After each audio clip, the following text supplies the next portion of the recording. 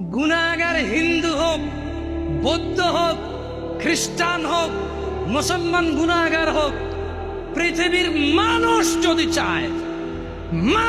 যদি চায় তার গুনাহকে নেকিতে পরিবর্তন করবে, ও যেই ধর্মেরই হোক না কেন, যেই দ্বীনেরই হোক না কেন, সেম প্রসেস শিখাই দেব, জানাই দেব যে হিন্দু লোকটা যদি তার শিরকের গুনাহকে নেকিতে পরিবর্তন করতে চায়, ওই যে লোকটা যে আল্লাহর সাথে শিরক করে নিজেকে মুসলমান বলে মাজারে গিয়ে সিজদা দেয়, ওই যে লোকটা নিজেকে মুসলিম বলে আল্লাহ ব্যতীত অন্য কারোর জন্য জবাহ করে, এই লোকগুলো তাদের গুনাহগুলোকে কিভাবে নেকিতে পরিবর্তন করবে শিখাই দেব।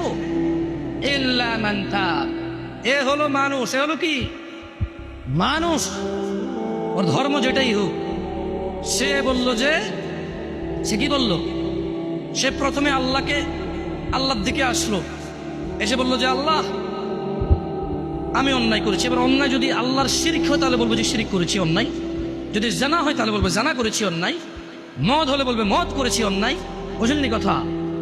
আল্লাহর কাছে এসে বলবে আল্লাহ শিরক করতাম আর করবো না, মদ খেতাম আর খাবো না, জানা করতাম আর করবো না, এই ধরনের যে কোনো অন্যায় বলবে যে আল্লাহ এটা আর করবো না। তো আল্লাহ বলছে ইল্লা মান তাব, যেটা অন্যায় অপরাধ যেটাই হোক, সেম অপরাধ থেকে সে কি করলো, ফিরে আসলো। ওয়া আমানা, এবং আল্লাহর প্রতি দৃঢ় ঈমান আনলো। কি আনলো? আচ্ছা, কোনো হিন্দু যদি ঈমান আনে সে কি হিন্দু থাকে? খ্রিস্টান ঈমান আনলে খ্রিস্টান থাকে? দেখছেন, এই অফারটা কিন্তু বিশাল অফার। সুবহানাল্লাহ, আল্লাহর উদারতাই এমন। সুবহানাল্লাহ, আল্লাহুম্মা ইন্না নাসআলুকা জান্নাহ ইয়া আল্লাহ। তো ওয়া আমানা, ঈমান আনলো। ঈমান আনার পর কি করতে হবে? একটা কাজ, ওয়া আমিলা আমালান সালিহা, সৎকর্ম করবে। কি কর্ম করবে? অপরাধ যা করছে তো করে ফেলছে, এখন সৎকর্ম করবে। আল্লাহ বলছে যে তাইলে যদি তওবা করে, ঈমান আনে,